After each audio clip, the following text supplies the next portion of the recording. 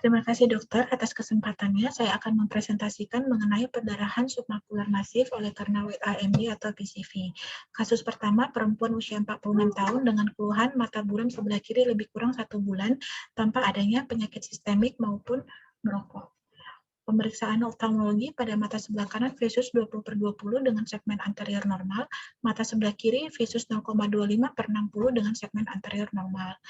Segmen posterior pada mata kanan dijumpai adanya orange nodul, sedangkan pada mata sebelah kiri dijumpai adanya perdarahan submakular yang masif lebih kurang 31 dis area.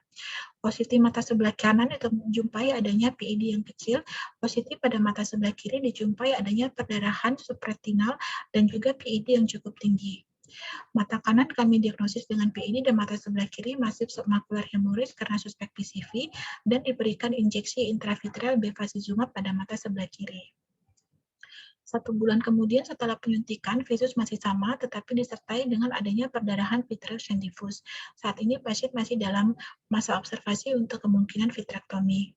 Pasien kedua laki-laki usia 57 tahun dengan keluhan mata sebelah kiri buram 1 bulan yang lalu, riwayat mata sebelah kanan lebih dahulu buram 5 tahun yang lalu, disertai penyakit sistemik hipertensi, stroke, dan juga adanya riwayat merokok. Visus mata sebelah kanan 20/400 dengan adanya sedikit katarak grade 2, visus mata kiri 0,25/60 dengan adanya sedikit katarak grade 2.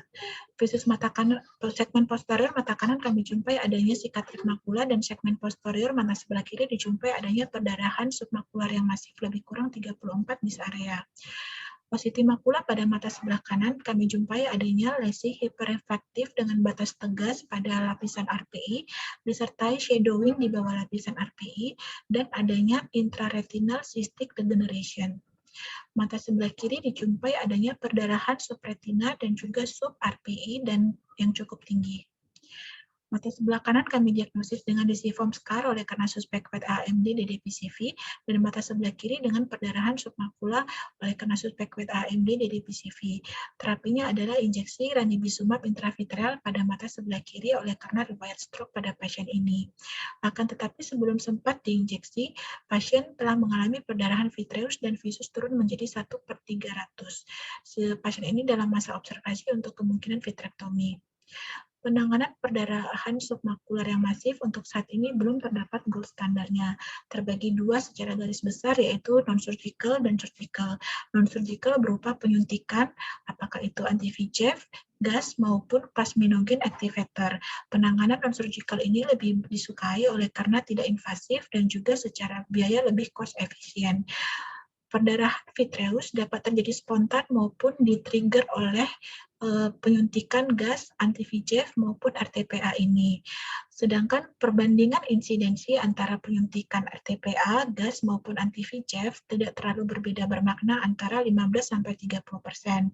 Dan terutama paling sering ditemui pada perdarahan submakula yang luas yaitu lebih dari 20 dis area dengan ketinggiannya lebih dari 1.200 mikron. Mekanismenya dapat karena terjadinya RP ether oleh karena kontraksi dari pembuluh darah koroidal, adanya perubahan dari koroidal blood flow setelah penyuntikan anti-VEGF, adanya fluktuasi dari tekanan intraokuler dalam waktu singkat pada saat penyuntikan, dan juga kemungkinan stretching dari koroid dan sklera karena perdarahan yang sangat masif.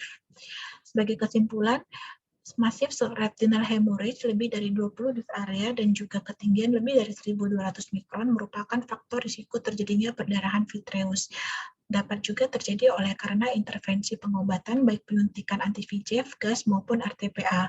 Oleh karena itu, dokter mata harus mengetahui faktor risikonya dan menjelaskan kepada pasien kemungkinan yang terjadi. Demikian presentasi saya. Terima kasih.